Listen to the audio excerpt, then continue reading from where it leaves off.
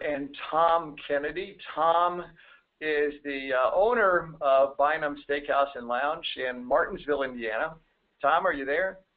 Yes, I'm here.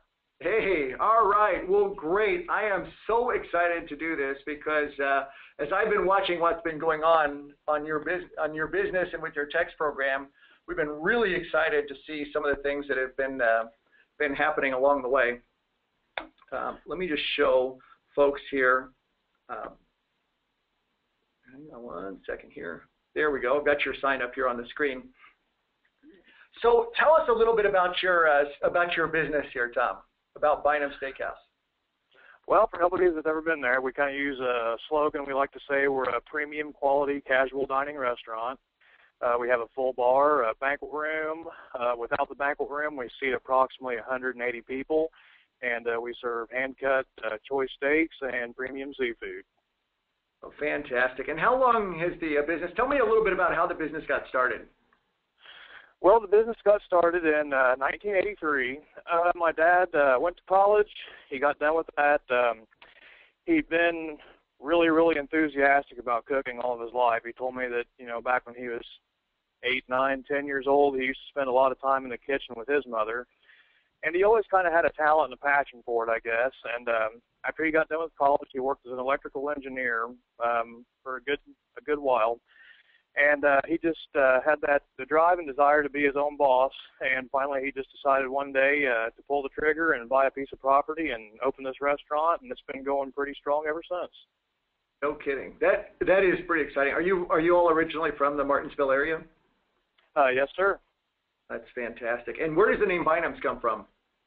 The name Bynum's is actually one of my great-great-grandfather's last names on my grandmother's side of the family. So it was kind of a family tribute to name the restaurant after him. That's kind of cool. That's totally awesome. So we have a picture of a cow here looking at us. And tell me your story. You've been working there for quite a while. Yeah, I kind of actually had the knack to, I always wanted to do what Dad did when I was a kid. I think everybody's, like that with one parent or the other. And so I'd go down there and play in the place when I was about 11 years old. So I've been in and out of there ever since I was 11. And, when I worked there as a teenager all the way through, middle school and high school. And then after I got done with high school, I graduated and I went to work for KMC USA for about 6 years. But I still maintained contact with the restaurant, worked there 3 or 4 days a week while I was doing that. And then just here recently, it was, my dad's getting definitely not old. He's still got plenty of pep in his step, but he's ready to slow down a little bit. So, we just kind of, it was going to be a decision. I knew how many hours I was going to have to put in. So we made the decision just here in the last year that I quit. I'm on the restaurant full time now. And so this is my complete 60-hour-a-week career now, and it's a lot of work, but it's a lot of fun. It is. It's really interesting to be building something that is important to you. I've got a picture here of you, and is Heidi? Is that your wife? Yep. That's my wife, and I actually in that picture. That picture is I picked that picture because it's kind of relative to what we're talking about today. That picture of us, I was actually in Las Vegas at a meeting with KMC USA, and it was a marketing seminar. And some of the things I learned in that seminar, I've applied to our text program here, and it's been, fantastic results. That's awesome. I'm curious, how did you buy it? What got you to do text in the first place? Well, I think what got us to do it in the first place is I never used any, marketing application like this before. I was aware of it, but I was not familiar with it. And I think that maybe our home pages representative was in our restaurant one day renewing our, some of the ads that we had with them, and he mentioned it, and I was really interested in it, and we struck up a conversation about it, and I said, you know what, let's try it, and that's how we got started. Good for you. That's pretty cool. Let's just jump right into the meat of it. So how do you get people to join your list, to sign up to your program? Well, I think the most important part about, getting people to sign up for the list is, one, these days people are, they're really interactive with their devices anyway, and they're curious. So I think the first and most important thing that we did was get all of our staff to sign up for it first so they were familiar with it. You know, as soon as we kind of went live, I guess, with it, I sat down and I had an entire, staff meeting with all 30-plus employees and explained to them what the program is going to be, what we were going to, try to accomplish with it, had them all sign up for it. And then that way, when a customer asked a question about it, then every single staff member, was well informed. And the last thing I wanted was for somebody to go, so what is this program here all about? Is this something I'm going to be harassed with, or is it something that's going to be, neat and fun? And the last thing I wanted is one of our staff members going, well, I don't know anything about it, So that was a big key to it right there. And then the second thing I think that people really enjoy, and this is the feedback that I've gotten from our clientele, is that we don't really everything that we send out is special. It's not something that you can just come in and order off the menu from day to day. It's something that's exceptional, and I think people have they really said it makes them feel exclusive, and I think they really kind of liked that exceptionalism. And I knew that we were going to be busier on the evenings that we were going to do these specials, so I made sure we were staffed for it and, executed our part of the business really well. And then I think initially, after just those two things right there, a lot of it's just been word of mouth and people saying, hey, if you guys sign up for this, and they're going to tell their friends, their family, whatever, you're going to be in for something really exclusive and, really unique, when they do these specials. Yep, for sure. And you have, I'm seeing here, Megan, 568 people on their list? Yeah, it's a huge list. That's a lot of people. And see, I wasn't really sure what to expect out of that because I didn't know, I've never done anything like this before, so I wasn't sure what a benchmark for doing well with it was, but it's grown very quickly. Awesome. That's fantastic. So let's talk about what messages get the best results for you. Well, the messages that get the best results for us is I would say that any time that we've done any kind of surf and turf combination is a fantastic result. We've done surf and turf specials and combos at our particular restaurant before, but we saw that trying new things was doing exceptionally well for us. So we've done some surf and turf specials where we had some fresh scallops that they were jumbo Atlantic scallops. They were fresh. They're a fantastic product. And anytime we have a dinner combination that's, people get kind of like a sampling or more than one item seems to do exceptionally well because they can come in and, and share it with a family member or just more than one person can come in and eat off of it. But the sampler type things have done extremely well for us. That's great. And Megan, I was looking through some of Tom's messages, and they mix them up all the time. They do. So, and as you're working with them and kind of brainstorming some of the ideas, and what are some of the things that you see that makes a difference for what they're doing? Well, I think that a lot of it has to do with the timing. They always send out the message right at the perfect time. It's never like at 5:30. It's always beforehand so that people can actually think about getting when they're actually thinking about dinner. It's not after the fact. And because of the fact that they are so consistent they do it on a Wednesday night, so they're really trying to drive business on a slow day, and it's really easy to see the results that are coming from the text program because of that consistency. Well, I don't mean to interrupt, but if I could add something to that just real quick. When we first started with it, we were doing the messages the day before, and then we got a little bit creative of it and saying, hey, that's giving people too much time to forget. And back to what Megan said with timing, we started doing it the day of, and it got us, it probably doubled the people that we were doing that evening when we changed from doing it the day before to the day of the special. And you've been tracking the results, right, Tom? Oh, yeah. So let's talk about money. What does it mean to you? Well, what it meant to us is when we first started with this, I wasn't really sure what to expect from it. Wednesday was our slowest night of the week. The weekends were always busy, so I wasn't really worried about the weekends. Wasn't really worried about the nights we had our usual customers come in, but Wednesdays there's always a lull. So that's the day that this was focused on, is to get people in there in the middle of the week. When we first started this, about the first 2-3 weeks, we saw about a 10 to 15% increase in business and along that with revenue. As time went on and we critiqued some of the specials and critiqued the timing of the messages, we were making about $1,000 or so a day on those Wednesdays profit more than we were prior to using the text marketing program. And then I just shared with Megan earlier, and I spoke with her earlier today. I told her that a week ago yesterday, we had actually set a new record for what I call a standalone night, which is a night that a holiday is not on. So a week ago last Wednesday, we had our busiest, most profitable Wednesday night ever that was not associated, that was not on holiday. And we sold over twice the meals we typically sell, and we pulled in over $2,000 above and beyond profit what we were doing before the program. Wow, that's awesome. Do you remember what the message was that you sent out that brought so many people in?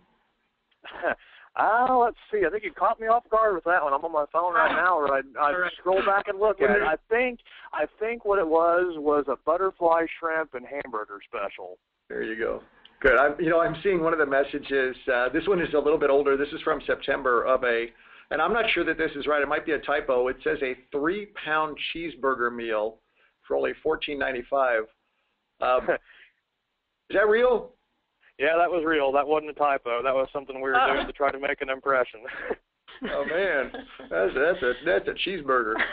Yeah, it was actually 4 beef patties. That particular one was, and it was on a 24-inch French bread bun, and it was absolutely meant to be shared, but it was also just meant to be impressive. And not only did it sound impressive when they read it, but when they showed up, it was supposed to create a stir, something to go home and talk about. So I think it probably did. That's awesome. And it looked to me like a lot of the pricing, you've kind of hit a magic price point that I see in a lot of your messages. Typically $16.95, $14.95, kind of right around that zone.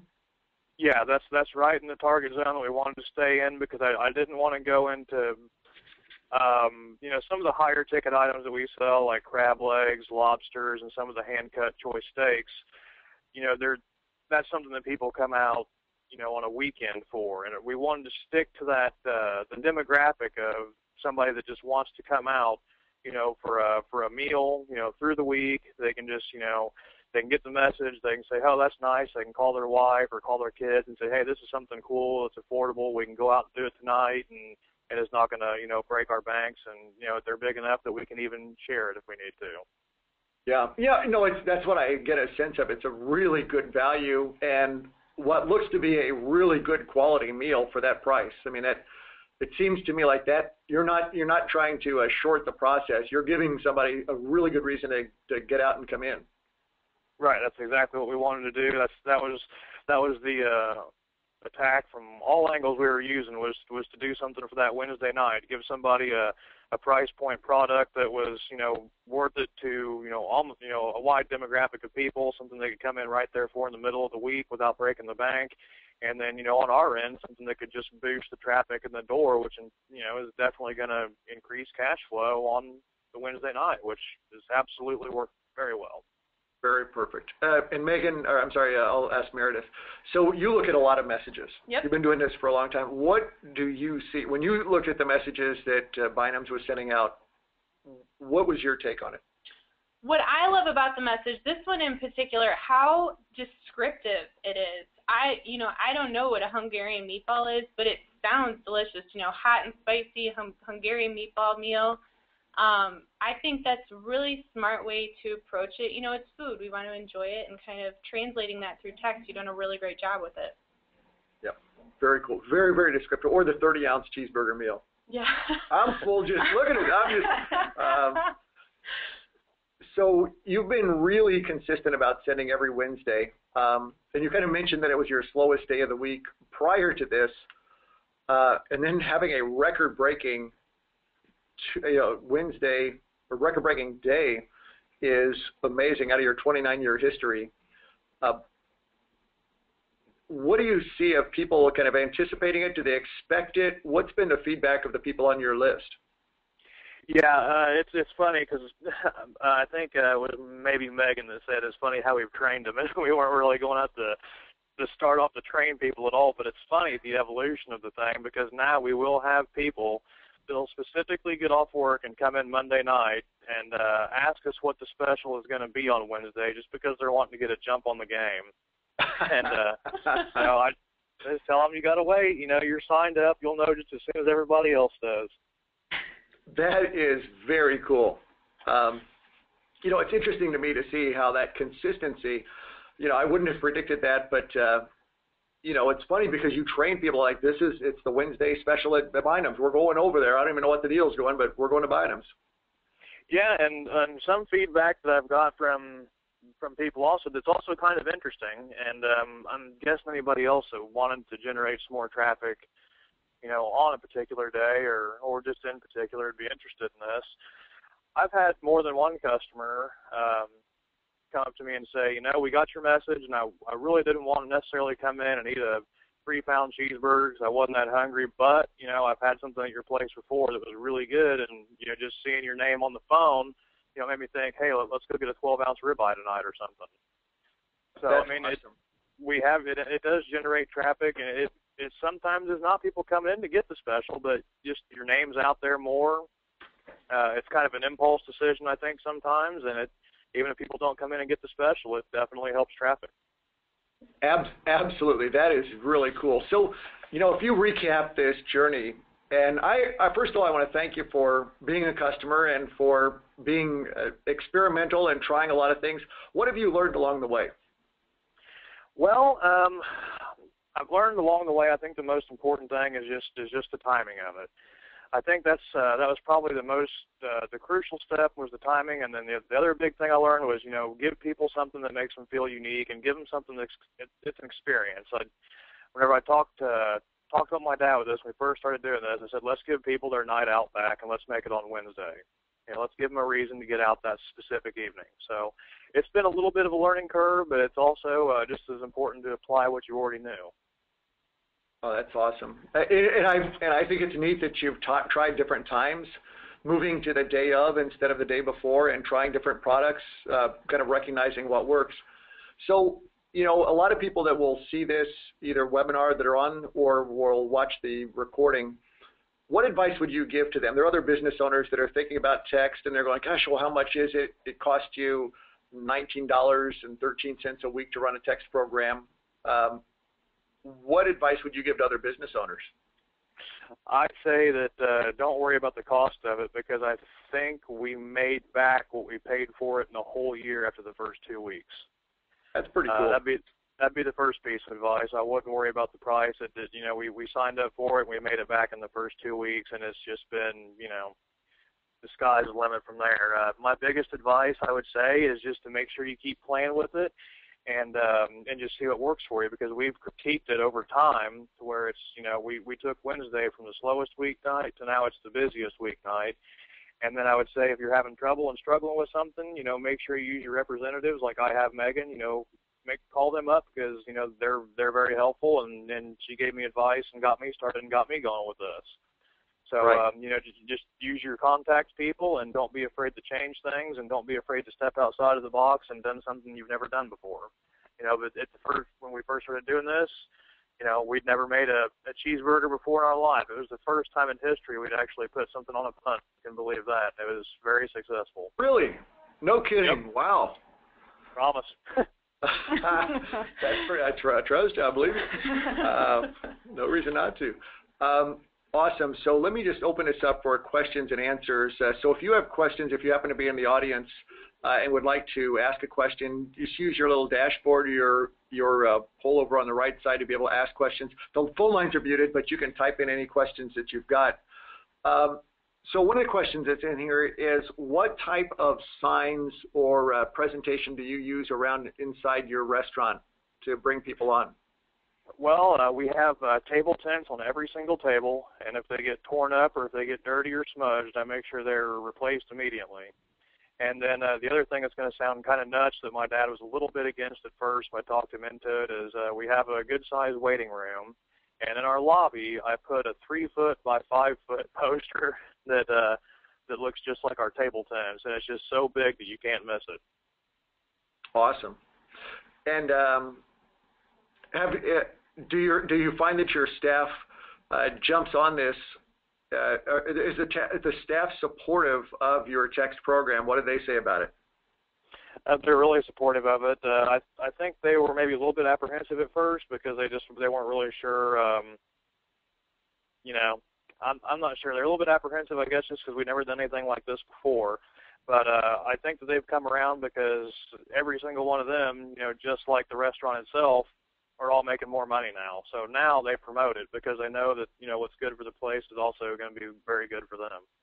Good. I'm going to stretch your marketing brain here just a little bit, Tom, because one of our attendees is a Radio Shack franchisee that's got an electronics store. And as you can imagine, tight margins on it, inventory that expires really quickly. If you were advising a electronics store, Radio Shack, what would you tell them about a text program? Well, I've never sold electronic equipment before in my life, but what I did learn in, when I was doing marketing for KMC Motors was, don't discount your product. Use that for a last resort. Try to get people excited about your product.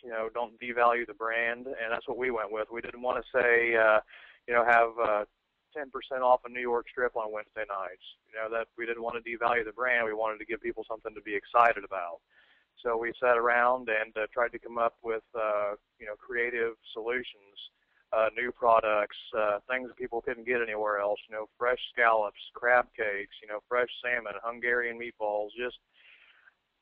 I'm not exactly sure how you could turn that into the electronics industry. But what we did was try to give people something to be excited about instead of a big discount. Good. No, that's awesome. And so, in fact, I'm going to put Megan and Meredith on the spot here as well too. So as I look at nothing like taking a fly ball, which is good. One of the things that I see with an electronics store is recognizing that you do have tight margins and expiring inventory, but you also have items that get people really excited and want to be trained on. And so one of the values for a Radio Shack is that personal service that you don't get when you're buying something in a clamshell from Costco or something like that, or from Walmart. And being able to offer training on how to use your cell phone, or offering people to come in to see what some of the new items are, or giving them advance notice of when a new item is going to be coming in. So if you've got whether it's going to be a very hot cell phone, if it's going to be a really attractive product that people are going to be interested in, using your messaging list to let them know and really making them feel special and part of it, that you've got their back. So one of the things that we see in the electronics industry is it's very fashion driven. It also has expiring inventory, and so when items are starting to get a little bit long in the tooth, it's super important to move them out quickly. Yeah, another thing too, we have a few electronic and cell phone stores, and basically their clientele wants the latest and greatest. There are always new items coming out or upgraded items coming out. So they'll just send out announcements or countdowns, or just to kind of create the buzz around those products as well. Yeah, and I think in the electronics business, you've got people that are really fall into two camps. One is the people that absolutely want to be on the very cutting edge, and then people that want to be completely safe and stable. And so the ones who want to be on the cutting edge are the ones who spend quickly. They want to know advance notice of something is going to be here. Come in and get a special VIP treatment or a sneak preview of something that is just coming out. That is a way to engage people and really embrace them. Let them know what you're doing from an electronics retailer standpoint, and then also on the back end for those that are more interested in safety, security, knowing that there are going to be special discounts for VIPs only, and not having to broadcast that to everybody else. So you can be very, very targeted on this item. And it's interesting because one of the stores right down the street from ours is a clearance house for the Tandy Corporation that owns Radio Shack that clears out all of their inventory that gets taken back from stores. And I know a lot of those items could have been sold in store if they were if they were reached out and sent properly that way? It's a great question. Thanks so much. Another one here in terms of the incentive. I love this question. So, Tom, do you give people any incentive to join your program or any discount or special to sign up? Yeah, sometimes. Sometimes we'll buy an appetizer for them, and sometimes they're absolutely, apprehensive about it. I'll say, hey, well, we'll buy you dessert tonight or something like that. You sign up. Do you feel like it's, not working for you or anything like that? Come back in and I'll get your dinner one night. But yeah, we do relate with customers very closely like that and make sure there's absolutely some kind of incentive to sign up. Perfect. Really good. Well, Tom Kennedy, I'm really impressed with what you're doing. A guy who's running an organization like that is really, really outstanding. And we have one more quick question here come in. Good. So we'll take this. In fact, we're out of time on this one, but for that question that just came in, I'm going to call you offline and we'll address that as well. So, Tom, thanks so much. Thanks, Megan and Meredith. And tune in next week. We're going to have another really exciting customer. We're going to talk with Stephanie Seiko from Anytime Fitness in Bedford, Indiana, who is just knocking it out of the park with her text program. And next time I'm in Martinsville, buddy, I'm coming down for one of those 3-pound cheeseburgers. Okay, sounds fantastic. Just come back and talk to me. There's a 99% chance I'll be there. All right, thanks, Tom. Have a great day. Okay, thanks. You too. I appreciate it. All right, bye-bye. Bye-bye.